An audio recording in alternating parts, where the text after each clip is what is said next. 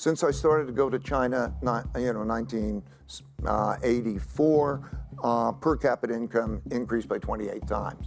It's a power. On the side of China growing and doing better, probably. I've been going there since 1984. I know leaders, and I know how they're thinking, and I know the moves that they're making. In 2021, Ray Dalio published The Changing World Order: Why Nations Succeed and Fail. While it seems like a smart book from a top hedge fund manager, some see it as subtle Chinese propaganda. Now, Dalio paints himself as a wise financial expert, but there's a darker side to him. He leads a secretive life filled with controversies, including drugs and scandals. As China faces economic troubles, critics point fingers at him for promoting China's interests at the West's expense. But what has Dalio done that's got everyone's eyes on him? Join us as we dive into the mystery of Ray Dalio, the man who sold out the West for China. Ray Dalio's bond with China stretches back for ages. Back in 1984, he took his first trip there, thanks to an invite from CDCC,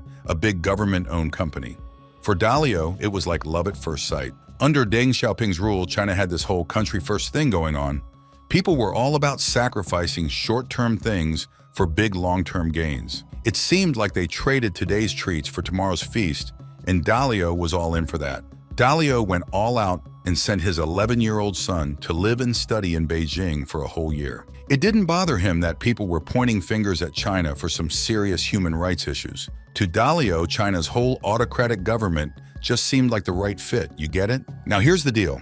Dalio started thinking that if China's system could work for a whole country, why not for a company like Bridgewater, his hedge fund? Being a hedge fund manager is tough. Look at Bridgewater, the world's biggest hedge fund. Yet its funds have lagged behind the market since 2005.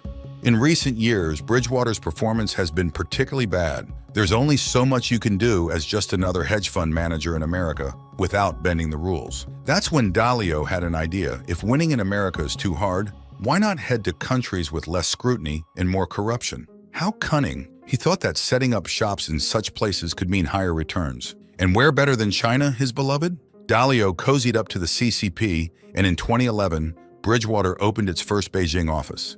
Suddenly, Dalio had a big reason to sing China's praises to the world. Today, China stands as one of Bridgewater's top clients. Dalio's firm has over $5 billion from the CCP, and different committees and groups have invested over $10 billion into Bridgewater. Plus, Bridgewater manages more than $3 billion as a foreign hedge fund in China. That's roughly $13 billion from China alone. With a 2% management fee, Dalio's cashing in about $250 million every year. Crazy, right? Imagine pocketing $260 million annually like clockwork from China. No wonder Dalio's always cheering for China. But he's not clueless. He knows going all out for China would seem sketchy. So he mixes in a bit of criticism here and there, while still exciting the country's bright future. Talk about a strategic man. According to Dalio, China's on the rise, maybe even surpassing the United States eventually. He's not sure about the renminbi becoming a reserve currency soon, but he thinks it'll happen faster than anyone expects. Now, it all accumulated with Dalio's book, The Changing World Order, which is like a big ad for China's future dominance and how the West is going down. The book talks about how China will soon be on top and why everyone should invest in it. Sure, $13 billion might not seem like a lot in the hedge fund world, but it's not just about what Bridgewater has now.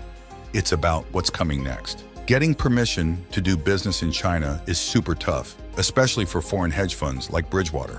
Among the 23 foreign asset managers permitted to operate in China, Bridgewater is included.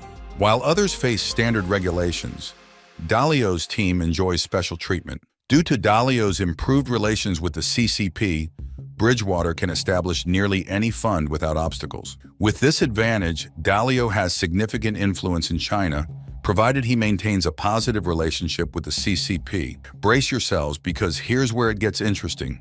Ray Dalio is saying that everyone should invest in China because it's the next big thing. But think about it. If he knew a secret investment that would make him tons of cash, why tell anyone else? People with inside information usually keep it to themselves to maximize profits. But that's not what's happening here, is it? Dalio isn't spreading the word about China out of kindness. No, he wants Westerners to pour cash into China so the CCP keeps the money flowing his way, and it's working. While Bridgewater's been tanking in America since 2005, it's been thriving in China, likely thanks to insider information and CCP support. How crafty! So Dalio's China move is what's keeping his reputation intact. Without China's cash and perks, he wouldn't be half as wealthy. And guess what? China isn't the only target. Before diving into China in 2015, Dalio buttered Putin in Russia in 2018, though he kept it silent. And now he's eyeing the United Arab Emirates. Thus, if Dalio starts hyping up the UAE, you'll know why. Moving on to November 2023, veteran Wall Street hedge fund reporter Rob Copeland dropped a bombshell book that shook up our views on Bridgewater and Ray Dalio. While digging deep, Copeland managed to chat with a bunch of ex-Bridgewater employees, and what they spilled wasn't pretty. During one of his trips to China, Ray Dalio got hooked on China's new social credit system. This system tracked every move of Chinese citizens. If someone jaywalked, their social credit score took a hit, dropped too low, and they could kiss loans, benefits, or jobs goodbye. The goal? Building a culture of sincerity, which Dalio adored. Back in the US, Dalio wasted no time setting up a similar system at Bridgewater. Before this, employees needed a clear set of do's and don'ts. Enter Principles, Dalio's rulebook for Bridgewater. It became their holy grail, guiding every decision and action based on what Dalio would do in the same spot. Sounds made up, but it surely isn't, and it gets worse. Every day, employees are quizzed on the principles and rated on iPads. These ratings go on their permanent record, like baseball cards, visible to everyone. If your score's low, you miss out on promotions. If it's high, you move up. This is very similar to China's social credit system, right? But wait, there's more. Bridgewater has its committees enforcing these rules. Principal captains are at the top, checking if others follow the rules. Auditors watch department heads, while overseers report even the tiniest slip-ups to Dalio. What an exhausting work environment. Overseeing all these committees enforcing the rules is the Politburo. Yes, Bridgewater's top committee for the social credit system is named after China's highest governing body, the Politburo. Bridgewater's Politburo is made up of about 24 employees handpicked by Dalio, who investigate, attend meetings, and listen to HR disputes. Their job? Sorting out troublemakers and fixing problems before Dalio catches wind of them. According to Dalio, one of the most important principles is radical transparency, meaning always telling the truth no matter what. It sounds great, but it also means Bridgewater records every meeting, discussion, and gathering to use as examples of what not to do. Dalio publicly humiliates those who mess up on camera, similar to how jaywalkers are shamed in China. Despite his claims that employees can openly criticize him if he's wrong, few dare to do so, especially considering his position. Larry Culp, now CEO of General Electric, learned this the hard way when he was fired from Bridgewater for being too honest with Dalio. Bridgewater runs like a dictatorship inspired by China, with Ray Dalio as its top leader. Employees are so afraid of upsetting Dalio that during arguments, he sends out company-wide polls where he usually comes out on top.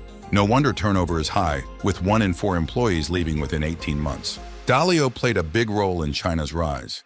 The money and influence from the West have allowed China to do awful things, like supplying precursor chemicals for fentanyl to Mexican cartels. But it gets worse. China's now supplying cartels with a 40 times deadlier drug called Nynec, which could soon overshadow fentanyl in the news. You'll find open stores in China offering various products, including Nynex via WhatsApp. Now tell us, are you willing to overlook the actions of powerful figures for the sake of financial gain? Or do you believe in holding individuals and institutions accountable for their actions? Share your thoughts in the comments below. And if you enjoyed the video, don't forget to hit the like button and subscribe for more interesting content. Thank you for watching.